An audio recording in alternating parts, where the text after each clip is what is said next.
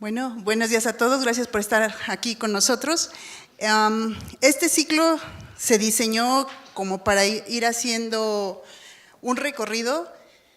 Ahorita ya el doctor Elías les presentó como las bases, ¿no?, de lo que es este segundo ciclo de conferencias. Lo siguiente ya es enfocarnos al alimento, enfocarnos al animal con la plática tan importante sobre los dientes y ir viendo qué problemas se generan por deficiencia o exceso de algunos de los nutrimentos que tenemos, ¿no? Entonces, hace rato preguntaban esta parte del animal, pero no nada más hay que ver al animal, también hay que ver el alimento, ¿no? Como les decía el doctor, somos lo que comemos y pues los caballos no van a ser la excepción, ¿no? Entonces, un punto muy importante que a veces no consideramos son los análisis de laboratorio. ¿Y por qué es importante analizar lo que comen? Les comentaba el doctor a propósito de la nutrición. Entonces, la nutrición va a ser la ciencia que estudia qué está sucediendo en el animal, cómo va a utilizar los alimentos y finalmente, porque nosotros queremos un resultado de esos alimentos, que estén sanos, que estén en bienestar, que ahí es todo un conjunto de alimentos que también es parte del medio ambiente y su medio ambiente, y el rendimiento. Entonces, muchas veces estos caballos decimos, es que pues, no me dan nada, ¿no? No, nada más te dan el trabajo, ¿no? Y es la parte que a veces no valoramos, ¿no? El esfuerzo que se les exige a esos animales. Y la parte del alimento, como que la vamos a ver desde el punto de vista nutrimentos que contiene. Y tenemos una segunda denominación, una segunda definición, que es la bromatología, que es la ciencia que va a estudiar los alimentos antes de ser ingeridos por el animal. Y todo análisis que se haga antes de que el animal se lo coma se llama análisis bromatológico. No hay que revolverlo con los análisis toxicológicos. Los toxicológicos ya nos están involucrando un problema en sí. De los grupos de alimentos que nos presenta el NRC, tenemos a los forrajes secos, los forrajes húmedos, los ensilados. Los equinos van a consumir de los tres tipos. Generalmente los ensilados no en México, o no debe producirse como se produce un ensilado para rumiantes, ¿no? El equino es más delicado en ese aspecto, no es tan resistente como un rumiante, como para alimentarlo a base de un ensilado que se genera para rumiantes, ¿no? Si vamos a producir ensilados, tiene que ser específico para esta especie. Después tenemos los alimentos energéticos y proteínicos que van a estar incluidos también en su dieta, los minerales, los vitamínicos y algunos aditivos. Entonces, en esta clasificación de alimentos, aquí vemos la parte de lo que es materia seca, lo que son concentrados energéticos, proteínicos, y la parte de abajo que es la fibra, que nos va a determinar si un alimento es forraje o si un alimento es concentrado. Entonces, más de 18% de fibra cruda en un alimento se consideran alimentos de forraje, alimentos voluminosos. Menos de 18, pues tenemos a los concentrados y a los energéticos y a los proteínicos. Les comentaba, una alimentación para una óptima nutrición, ahí vemos las dos, alimentación y nutrición, que ya sabemos no es lo mismo, que preserve la salud y productividad del caballo depende de tres factores: la composición química del alimento, que es lo que se puede evaluar en el laboratorio, el valor nutritivo, donde debemos asociar cómo va a utilizar el animal el alimento. Entonces ya es ese binomio animal y alimento.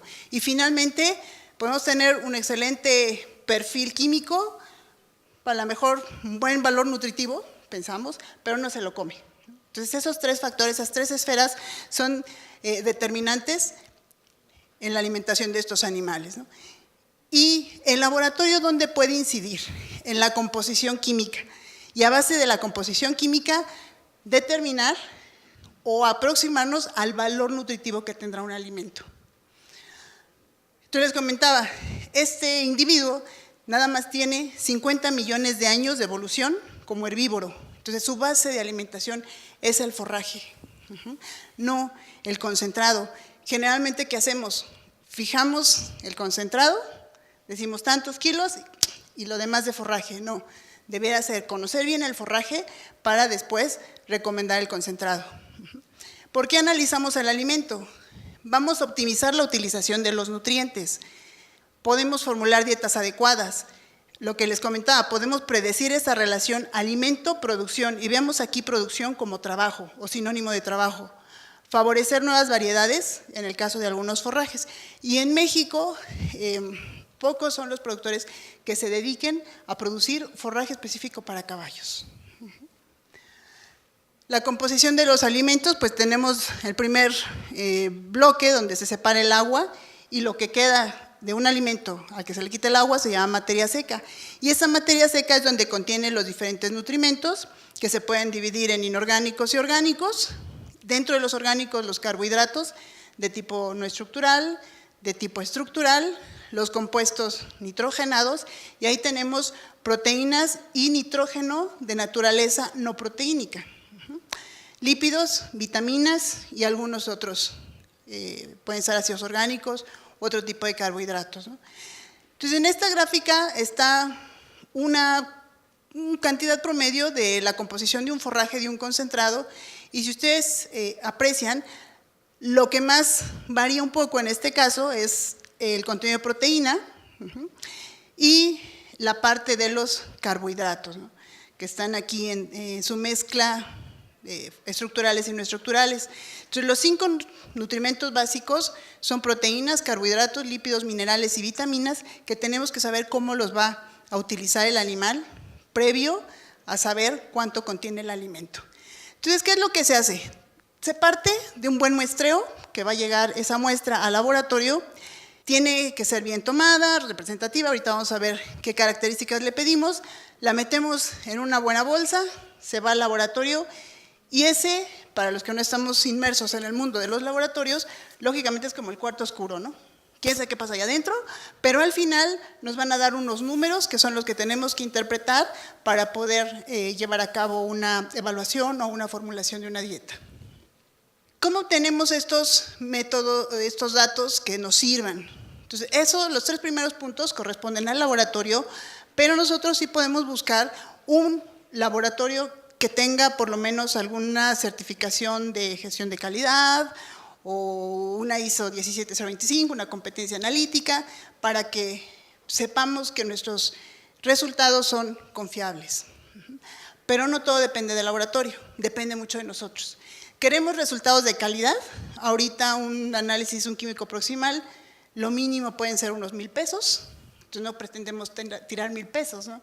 Entonces, tenemos que mandar una muestra de calidad y esa es responsabilidad nuestra. Entonces, tiene que ser representativa, homogénea, una cantidad suficiente. En forrajes puede ser 1 kilo, por ejemplo, concentrados puede ser medio kilo, para que cualquier problema, el laboratorio tenga oportunidad de repetir sus análisis, que sea conservada adecuadamente, que no llegue echada a perder porque los resultados no nos van a servir, y una buena identificación, ¿no? Y les digo, lo que pretendemos es la emisión de esos números al final, que son los que vamos a utilizar. Ahora, este es el punto importante. ¿Qué análisis pueden realizarse? Entonces vamos a tener, como digamos, desde el check-up básico, ¿sí?, y ya vamos escalando, ¿no? Entonces aquí tenemos el alimento, decíamos, depende, composición química y valor nutritivo. Para la composición química tenemos lo que es el análisis químico proximal. Ese sería nuestro check-up mínimo, ¿sí?, mínimo. No es suficiente ya ahorita con un solo químico proximal. Y ya después, para ir solventando las limitantes del químico proximal, tenemos los análisis especiales. Ya si hablamos de un valor nutritivo, tenemos que irnos a pruebas de digestibilidad. En equinos hay una prueba que pueden ser in vivo, pero en el laboratorio se hace una prueba de 3 fases que realmente en México no se realiza. Y nuestro análisis químico proximal, pues nos va a reportar finalmente todos estos principios. Primeramente nos divide el alimento, lo que les decía, la materia seca, la humedad, lo que pierde una vez deshidratado, la proteína cruda, la fibra cruda, las cenizas, extracto etéreo y los elementos libres de nitrógeno. Y si ustedes se fijan a esta proteína cruda y fibra cruda, ese término de crudo pueden sustituirlo por bruto. No porque no sepa, ¿no?, sino porque es una medición muy gruesa, no nos va a ser altamente específica. Entonces, básicamente en el laboratorio que se hace, tenemos materia seca y se va fraccionando este análisis, se obtiene la proteína cruda, lo que es extracto etéreo, que correspondería a la grasa, las cenizas, que corresponde a la materia mineral, la fibra. Y entonces, ¿qué es lo que da la base o da el fundamento para el análisis de fibra cruda? Se dice, todo lo que no digiere el estómago, todo lo que no digiere el intestino es fibra. Ese es el fundamento de la técnica. Entonces, la técnica consiste en ebullir la muestra, primero en ácido sulfúrico, simulando al ácido clorhídrico del estómago, y después en hidróxido de sodio, en sosa, simulando la digestión intestinal. Entonces, en este análisis se va a perder gran cantidad de fibra. Y decíamos, los caballos son herbívoros, entonces uno de sus nutrientes principales precisamente es la fibra. Y después, por cálculo, vamos a obtener lo que corresponde al extracto libre de nitrógeno, y entonces a nuestra materia seca le quitamos todo lo demás y se va a considerar extracto libre. Entonces, eso es lo que nos va a estar reportando nuestra constancia. Entonces, en la constancia, ¿qué nos pone? La humedad, la materia seca, la proteína cruda, que nos ponen ahí la cantidad de nitrógeno que se cuantifica en el laboratorio por un 6.25. Extracto etéreo, cenizas, fibra y los elementos libres de nitrógeno. Ahora, la mayoría de los laboratorios nos va a reportar una base húmeda. ¿A qué se refiere eso? Al alimento tal cual lo ingresamos en el laboratorio. El laboratorio tuvo que deshidratar, ¿sí?, llevarlo a la parte que dice base 100. Si ustedes se fijan, ese alimento, como ya se deshidrató, ya perdió toda la humedad, entonces nada más de humedad tiene 0% y de materia seca 100%. Y la base 90 corresponde a cálculos aritméticos, porque por ejemplo en el caso de los caballos, la base, digamos, para hacer los cálculos es esta base 90. Entonces, si ustedes se fijan, conforme va aumentando la materia seca, cuando ya le quitamos todo el agua, van aumentando también los valores de los principios inmediatos que les mencioné. Entonces, aquí tenemos una comparación entre heno de avena, heno de alfalfa, alimento comercial. Si se va a hacer la comparación entre alimentos, hay que llevarlos todos a esa base 100. Entonces, esa parte se vio el año pasado en el ciclo de conferencias, pero si tuvieran alguna duda, pues va a estar la parte de taller para que refresquemos los conocimientos. ¿Cuál es la diferencia como más obvia, digamos? El contenido de proteína, ahí vean ustedes entre un heno de avena, que es una gramínea, un heno de alfalfa, que es una leguminosa, y esa alfalfa está medio malona, ¿no? Porque 17.15, pues ya nos está diciendo que no está tan buena, ¿no? Mínimo debería tener un 18 para una buena alfalfa. Alimento comercial, 12.86. Vean el otro valor de fibra, 33.85 en el caso de la avena, 32.68 en el caso de la alfalfa y 9.55 en el alimento comercial. Entonces, los concentrados, su contenido de fibra es menor. Y los elementos libres de nitrógeno, también vean cómo están las cantidades: heno de avena 45, heno de alfalfa 34 y alimento comercial 64. Entonces, ahí la cantidad de carbohidratos es mayor en el alimento comercial. Bueno, y esto que ustedes van a ver atrás de muchos de los ingredientes, de los alimentos que se proporcionan, la información es del químico proximal, ese químico proximal que estamos mencionando. Entonces, por ejemplo, ahí vean ustedes, humedad mínimo no nos ponen, máximo un 13%, proteína nos ponen mínimo 16, grasa 4, fibra máximo 12, es el concentrado, acuérdense, no lleva tanta fibra. Calcio y fósforo, esos no son del químico proximal, son otras evaluaciones que se hacen. Las cenizas, entre 5 y 9, sal, 0.8 a 1, y un valor que tenemos hasta abajo que es energía digestible. El doctor les decía, la energía digestible hay que trabajarla, pero eso no nos lo proporciona el laboratorio. Esos hasta ahorita se han obtenido a base de fórmulas. Entonces, otra etiqueta comercial, vean esta más sencilla, trae proteína, trae humedad, trae grasa, trae fibra. Lo que nos faltarían son las cenizas, por ejemplo, para aproximarnos a los elementos libres de nitrógeno y después hacer nuestros cálculos de energía. Y aquí, en las recomendaciones de uso, con alimento, el caballo de trabajo, proporcionar de 4 a 6 kilos de alimento por animal por día. Era lo que les comentaba, se basa el concentrado, ¿no? Hay que darles tantos kilos y el forraje, pues quién sabe, ¿no? Según estado fisiológico y la actividad del caballo, ofrecer siempre forraje de buena calidad. ¿Pero qué es eso de buena calidad? Para mantener un buen estado de salud de los animales, y ya nos dan más recomendaciones. Y otra cosa que no se nos olvide, ¿no? El agua limpia y fresca. Entonces ya veíamos ese químico proximal y hablábamos que tenía ciertas limitantes que van a ser satisfechas o va a ser posible resolverlas con algunos análisis especiales. Entonces, por ejemplo, en la proteína cruda, la determinación nos reporta el contenido de nitrógeno por 6.25, pero, el gran pedo del químico proximal, no todo el nitrógeno que cuantifica es de naturaleza proteínica. Y ahí sí, el caballo necesita proteína, no es como el rumiante. Al rumiante sí le puedo dar nitrógeno no proteínico. Y la otra, no todas las proteínas tienen 16% de nitrógeno. Ese 16% es el que nos da esa constante de 6.25, ¿no? Cada 1 gramo de nitrógeno va a estar contenido en 6.25 gramos de proteína. ¿Qué alternativas tenemos? Hablando de caballos, proteína verdadera. Se puede hacer un análisis de proteína verdadera para ver realmente cuánto de ese alimento, cuánto de esa proteína que cuantificó el químico proximal es realmente proteína verdadera. Extracto etéreo corresponde al material lipídico. Entonces decía, gracias. En extracto, el material lipídico, pero no todo lo que cuantifica la técnica son lípidos, porque también van ahí, por ejemplo, pigmentos, la clorofila de un forraje, por ejemplo, que no nos va a aportar energía. Fibra cruda, carbohidratos estructurales, pero, lo decíamos, meterla en ácido sulfúrico, meterla en sosa, nos va a ocasionar pérdida de hemicelulosa y lignina, ¿no?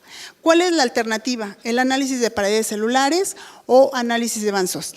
Y ahí ya viene el check-up complementario. Entonces, el básico, el químico proximal. Queremos saber más de nuestro alimento y sobre todo del forraje porque no está siempre garantizada la calidad, entonces pidamos un análisis de paredes celulares, que es muy de rumiantes, pero es lo que ahorita tenemos para trabajar también un poco el alimento de los caballos. Cenizas, materia orgánica. Las limitantes es que a 500 grados centígrados, que es la temperatura de incineración, se pierde el azufre, se pierde el selenio, principalmente. Entonces nos ocasiona pérdida de elementos minerales. Alternativas, mandar si tengo algún problema, si sospecho de una deficiencia o de un exceso, cuantifico o pido que se me cuantifique el elemento específico, sea de los nutrimentales o sea alguno tóxico. Extracto libre de nitrógeno, carbohidratos solubles. Se supone que son los carbohidratos solubles, pero acuérdense que este último lo hacíamos por fórmula, entonces nos va llevando todos los errores de las otras cuantificaciones. ¿Qué alternativas tenemos? Almidones totales, almidón gelatinizado, se pueden cuantificar, por ejemplo, glucosa, se puede cuantificar sacarosa específicamente, pero ya son análisis más costosos, porque ya es análisis instrumental más que un análisis químico simplemente. Entonces, recuerden, el check-up básico, el elemental, sería nuestro químico proximal. Y nos vamos a los análisis especiales para tratar de conocer más a nuestro alimento. Entonces, este es el mismo esquema. ¿Y por qué es importante la calidad de los forrajes? Entonces, en esta gráfica vemos el contenido de componentes químicos y el estado fenológico del forraje. Entonces, en el eje de las Y tenemos el peso seco, ¿sí?, de los materiales orgánicos, y en el eje de las X tenemos los diferentes estados en que podemos encontrar un forraje. Entonces, cuando ustedes tienen un forraje muy tierno, ¿sí?, ¿qué pasa con nuestros diferentes componentes? En el caso de la materia seca, pues hay poca materia seca, hay poca fibra, carbohidratos no estructurales también tenemos poquito, proteína también, y también poca lignina. Conforme va aumentando la edad de la planta, hacia la época de floración, los nutrientes se van a desplazar a la flor y entonces nos dejan al forraje pobre en elementos. Ahora, si ustedes fueran productores de forraje, ¿qué es lo que buscan? Vender más materia seca. Entonces queremos vender más materia seca, pero resulta que el punto óptimo de utilización de un forraje es precisamente esta parte donde hay materia seca, pero también hay cantidad de nutrimentos suficientes y otro punto importante, que se digieran. Entonces una célula, pues ya sabemos, tiene su contenido con todos los nutrimentos y esta célula, conforme va aumentando su edad, se va disminuyendo su contenido celular y va aumentando la pared. Y al ir aumentando la pared, nos va a aumentar también el contenido de este analito, que es la lignina. Yo les decía, se va reduciendo el contenido, va aumentando el contenido de pared y nos va aumentando la lignina. Entonces lo mismo, estado vegetativo, encañado, espigado, y vean cómo van variando los componentes. La lignina va llegando a 7%, por ejemplo, la celulosa aumenta, pero vean la proteína, cuando ya está espigado, cómo disminuye hasta 7%. Entonces un forraje viejo, pues ya no es lo óptimo para nuestro animal. Eso es lo que hace el análisis químico proximal, o el de Windy. Nos parte como a la mitad los carbohidratos, digo, porque va a ocasionar pérdidas. Entonces, como que cuantifica, medio cuantifica. Por eso hablamos de químico proximal, porque no nos da el valor exacto. Y la separación ideal es que nos cuantificara celulosa, hemicelulosa, que sí se van a digerir todo completamente. Eso lo va a hacer el análisis de paredes celulares. ¿Qué es lo que hace este análisis? Partiendo de las muestras, primero se somete esa muestra a un detergente neutro, parte de la célula se va a solubilizar en ese detergente y parte nos va a quedar. El residuo que no se solubiliza es la fibra detergente neutro. Lo mismo pasa con otra muestra a la que sometemos a detergente ácido. ¿Sí? Parte se solubiliza en ese detergente, se pierde, entre ellos la hemicelulosa, y parte no se pierde, no se conserva, es la fibra detergente ácido. Y esa fibra detergente ácido tenemos que está compuesta, entre otros, por lignina, celulosa y minerales, principalmente sílice. Entonces, hace rato veíamos ese heno de avena, veíamos el heno de alfalfa y el alimento comercial. Y se acuerdan que tenía alrededor de 40, en el caso del alimento tenía menos contenido de fibra, y ahora vean en este análisis hasta cuánto se va la fibra detergente neutro. ¿Sí? Entonces, nos está dando un valor más real de cómo está ese forraje. Vean la fibra detergente ácido, donde está la lignina, cómo incrementa. Y lo que comentábamos, ¿no? El valor del concentrado, pues siempre será más bajo. Y decimos lignina y lignina, ¿y qué es la lignina, no? Entonces aquí esto que ven, esa es la lignina. ¿Cuál es el problema? Eso no lo digieren más que el intestino de las termitas, ¿no? Que pueden digerir la madera. ¿Sí? Las bacterias, hay algunas enzimas de hongos que pueden ayudar a destruir esto, pero si no, este componente que están viendo ustedes ahí tan complejo, finalmente se une a proteínas, se une a la misma pared y no deja que la pared se utilice por el animal, la pared celular. Entonces, esto es lo que tenemos en la proteína bruta. Tenemos proteína y nitrógeno no proteínico, extracto etéreo, lípidos y lo que les comentaba, pigmentos, los elementos libres de nitrógeno, los diferentes componentes, la fibra cruda, la lignina insoluble en álcalis, nitrógeno ligados a fibras que ya no van a ser utilizados, celulosa, y lo que nos separa, el análisis de Van Soest. Por eso les decía, este ya es el check-up complementario para un alimento. ¿Sí? No podemos quedarnos ya nada más a nivel químico proximal. Ahora, estas fracciones en rumiantes ya está bien estudiado, ¿no? Cómo se van utilizando. Y por ejemplo, en carbohidratos solubles tenemos azúcares almidón, que se van a utilizar totalmente en rumen, carbohidratos estructurales, ¿sí? Vemos a la fibra detergente neutro, la fibra detergente ácido, la lignina que decíamos es indigestible, y cómo los diferentes componentes van a ser utilizados a nivel ruminal. Las pectinas son de muy buena digestibilidad, se utilizan hasta el 100%, hemicelulosa, celulosa, digestibilidad media buena, desde el 20 hasta el 90%, y eso se va para la producción lechera, ¿no? Eso es lo que tenemos en rumiantes, ya bien estudiado. Se complica más. Por ejemplo, carbohidratos no estructurales, y en esto lo que ven ustedes son las fracciones de los carbohidratos dependiendo de la velocidad a la que fermentan en el rumen. Entonces, por ejemplo, la fracción A son azúcares muy solubles, entonces fermentan rapidísimo, ¿no? Pero esto todavía no lo tenemos en caballos. Entonces, era lo que decíamos, ¿cuánto tiempo vamos atrás? ¿Qué es lo que se complica?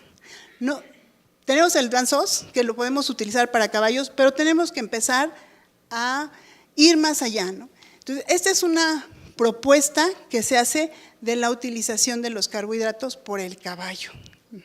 Y ustedes dicen, híjole, está bien complejo, ¿no?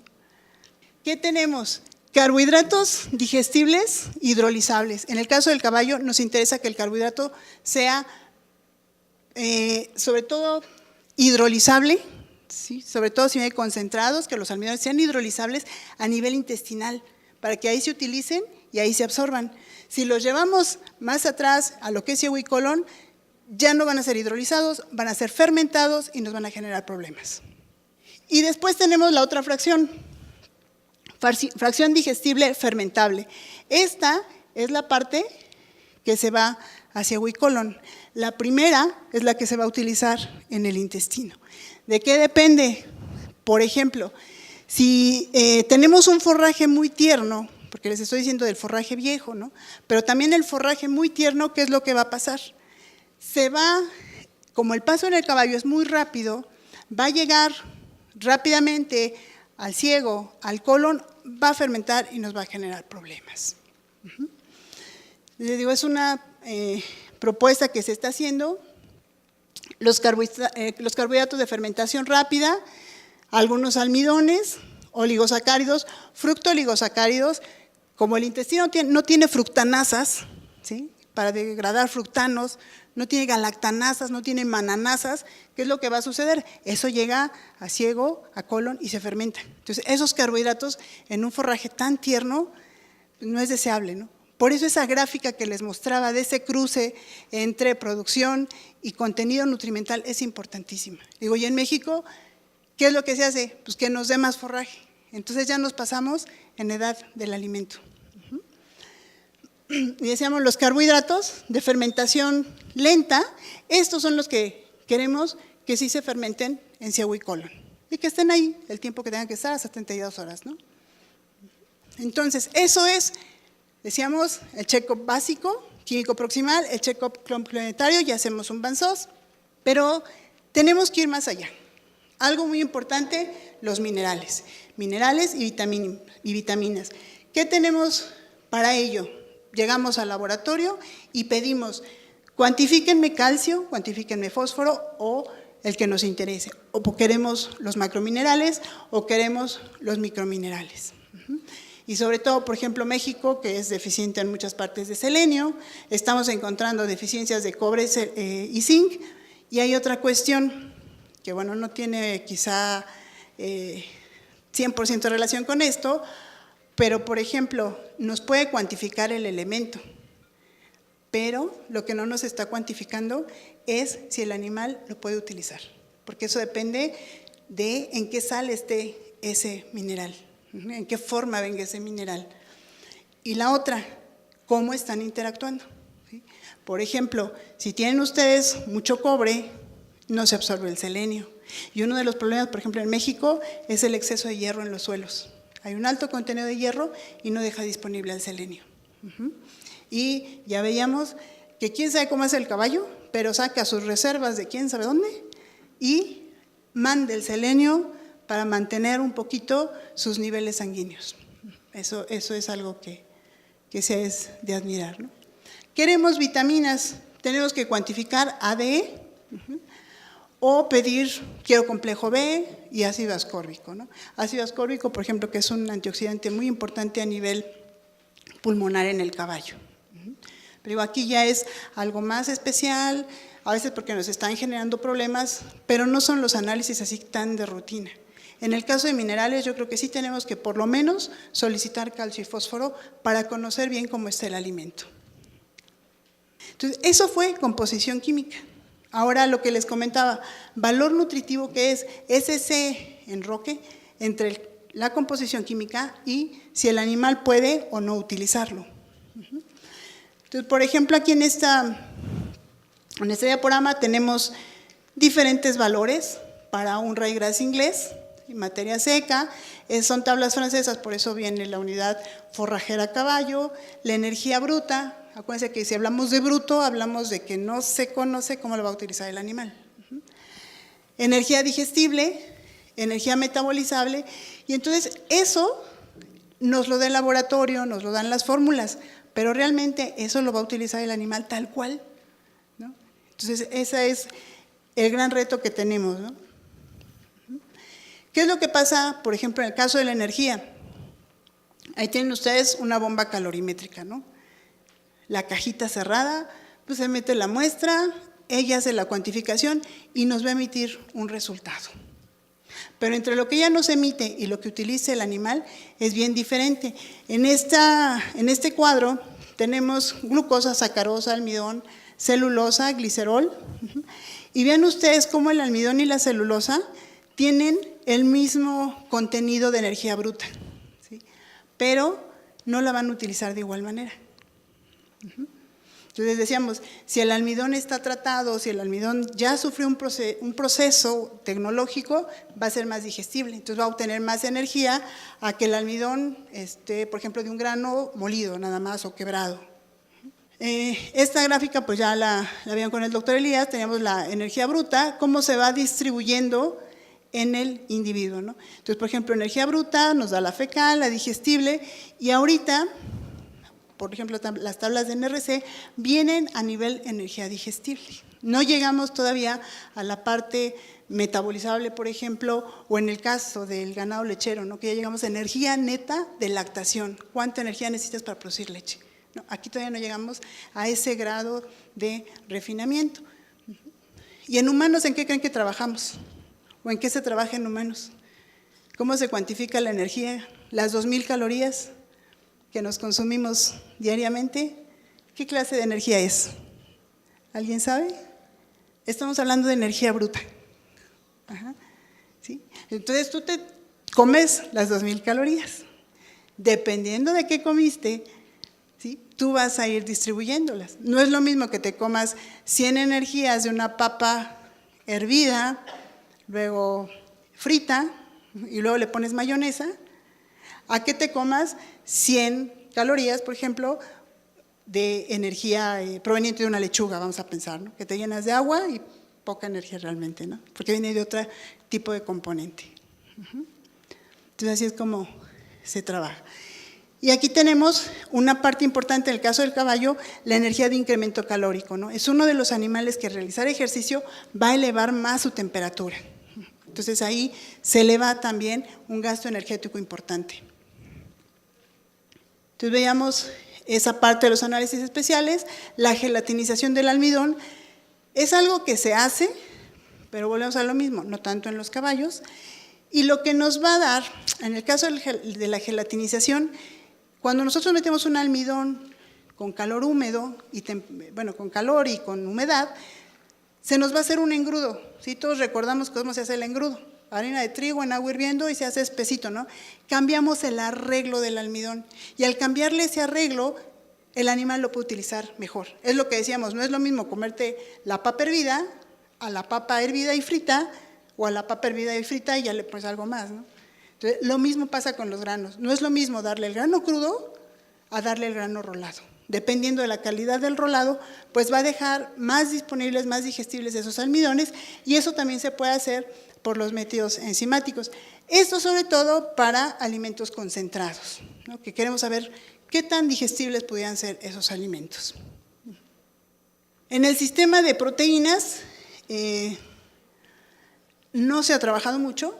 Esto es algo de lo que existe, por ejemplo, la proteína soluble en detergente neutro, que es igual al contenido de proteína cruda que veíamos, menos el contenido de proteína cruda insoluble en detergente neutro. Entonces se hacen las fracciones de la fibra y en esa fibra se va viendo cuánto queda de proteína, ¿sí?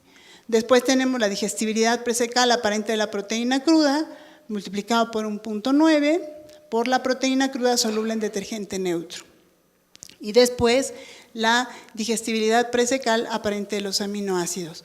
0.9 por los aminoácidos de la proteína soluble en detergente neutro, y ese 0.9 corresponde a cuánto come de proteína cruda insoluble en esa fibra de detergente neutro y la proteína que no se digiere, y esto se ha hecho en diferentes alimentos, con diferentes raciones, y es una manera de ir como fraccionando cómo se va a utilizar esa proteína, porque hasta ahorita les decía, lo único que tenemos es proteína cruda, ¿sí?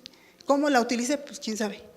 Caso contrario los rumiantes, ¿no? Donde ya tenemos proteína que se fermenta que se utiliza en rumen, la que se utiliza en intestino, ya lo tenemos más fraccionado, más, nos aproxima más a cómo la va a utilizar el animal y cuál va a ser la respuesta productiva. Aquí no hemos llegado hasta ese punto, ¿no? Esta es una propuesta que se hace para ir, pues sí, como puntualizando más la alimentación nitrogenada del caballo.